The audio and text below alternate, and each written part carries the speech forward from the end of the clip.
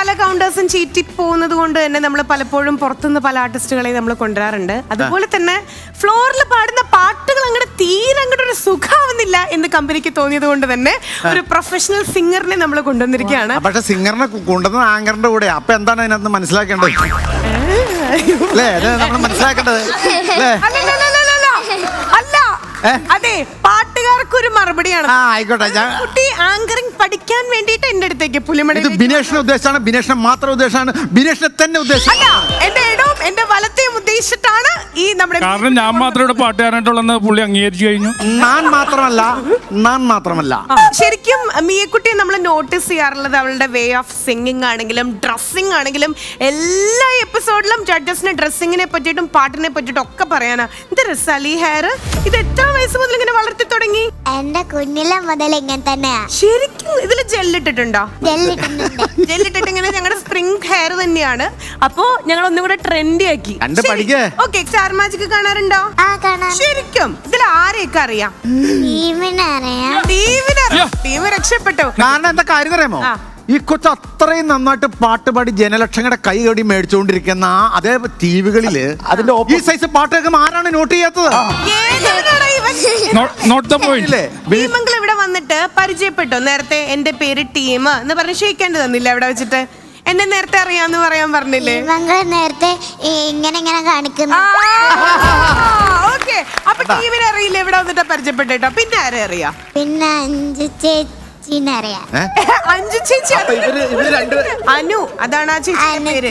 അനു ചേച്ചി. അപ്പൊ അനുവിനെ അറിയില്ല കേട്ടോ. എന്നെ അറിയില്ലേ? അറിയാ. ശരി, ഇനി ആരെ അറിയാം? അറിയില്ലേ? എന്നാ ഈ അറിയുന്ന അങ്ങളുടെ പേര്? പേരിലെല്ലാം ഉണ്ട്.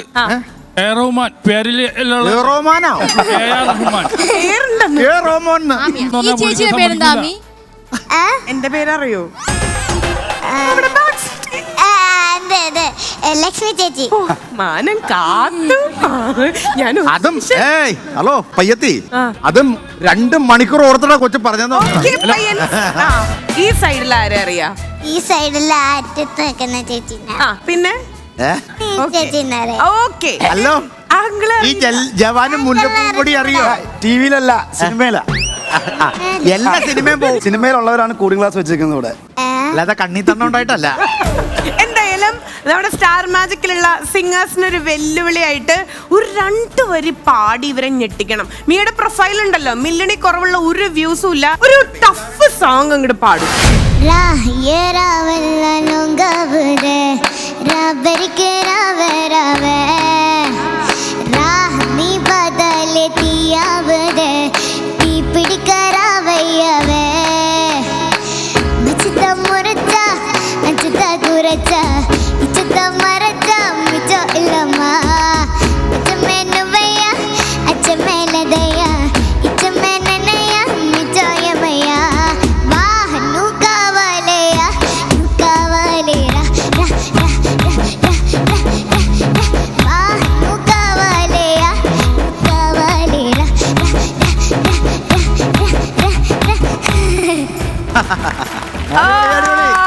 അടിപൊളി.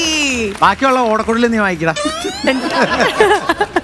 ഓക്കെ, അപ്പൊ എന്തായാലും മിയക്കുട്ടി നമ്മുടെ കൂടെ സ്റ്റാർ മാജിക്കിലുണ്ടെന്ന് അടിച്ച് പൊളിച്ച് പാട്ടൊക്കെ പാടി ഞങ്ങൾ തകർക്കും കേട്ടോ. അപ്പൊ ഇന്നത്തെ എപ്പിസോഡിലേക്ക് പോകുന്നതിന് മുമ്പായിട്ട് ഒന്നുമില്ല, നമ്മുടെ എല്ലാവരുടെയും ഡ്രസ്സിംഗ് സ്റ്റൈലാണെങ്കിലും ഒക്കെ ഒരുപാട് മാറ്റം വന്നിട്ടുണ്ട്.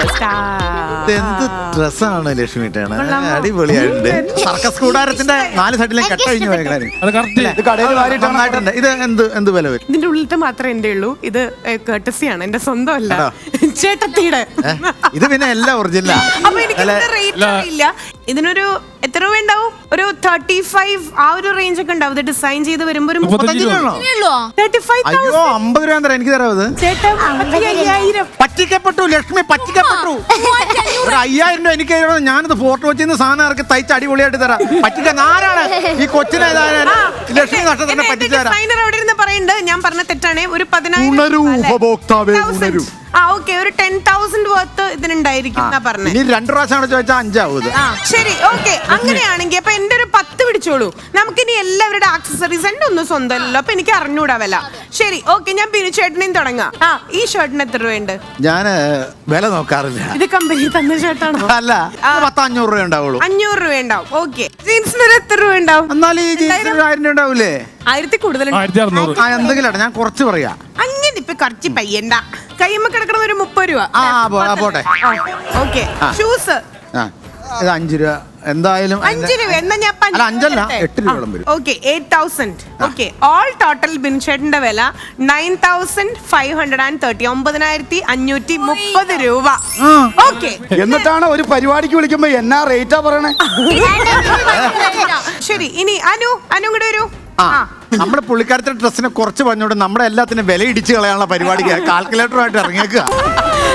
അനു, ഈ ഡ്രസ്സിന്റെ ഫുൾ റേറ്റ് എനിക്കറിയില്ല. അപ്പൊ ഫ്രീ കിട്ടിയതാ. കൊളാബാണ്. പക്ഷെ ഞാൻ കണ്ട ഇവിടെ അമ്മയുടെ സാരി ഇങ്ങനെ ഒന്ന് വെട്ടി തയ്ച്ചോണ്ട് വന്നെ ഞാൻ കണ്ടതാ. അല്ല കൊളാബാണ് ായിരിക്കോ? 1 മീറ്റർ 800 സംതിങ്. അപ്പൊ ഇതിന് ഒരു 5 മീറ്റർ ഉണ്ടായിരുന്നു. അപ്പൊ എത്ര രൂപയുണ്ട്? ഒരു 5000 വരും. 5000 സ്റ്റിച്ചിങ് ചാർജ് അടക്കം. അടക്കം Okay, 5000. ശരി, ഓക്കെ. അച്ചിങ് എന്നെ പിന്നെ ചെരുപ്പ് കാറ്റ് ബാക്കിന്റെ ആണ്. എന്റെ കയ്യിലെ ചെരുപ്പ് കണ്ടെടുത്താണ്, അതാണ് എനിക്ക് വില അറിയാം. 3000 റുപ്പീസ്. ചേച്ചിക്ക് മുന്നേ ഉണ്ട്. അത് ഊരിക്കടി, അത് ഊരിക്കേ.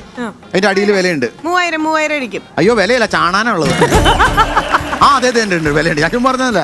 3 2595. 250. 250. അയ്യോ അല്ല, ചേച്ചിക്ക് അറിയാം.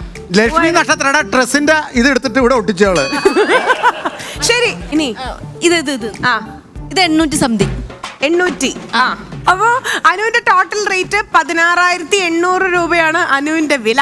ഓക്കെ, അപ്പൊ ഔട്ട്ഫിറ്റ് വർത്ത് ആണ് നമുക്ക് നമ്മൾ. പേയ്മെന്റ് 2000 രൂപ ഇട്ടുകൊണ്ട് വന്ന് 16. പിന്നെ ചേച്ചിന്റെ ഡയമണ്ട് ഒന്നും വേണ്ട. അതൊന്നും പേയ്മെന്റ് വേണ്ട. അങ്ങനെയാണെങ്കിൽ ബിനുചേട്ടൻ സ്കോർ ചെയ്യില്ലേ? മണ്ടൻ. ഇനി അപ്പൊ ബിനുചേട്ടന് 9500, അനുവിന് 16800. ഞാൻ മറന്നു പോകും. എടാ നമ്മുടെ വില ഇടിച്ച് താത്തല് കണ്ടോ? ഇനി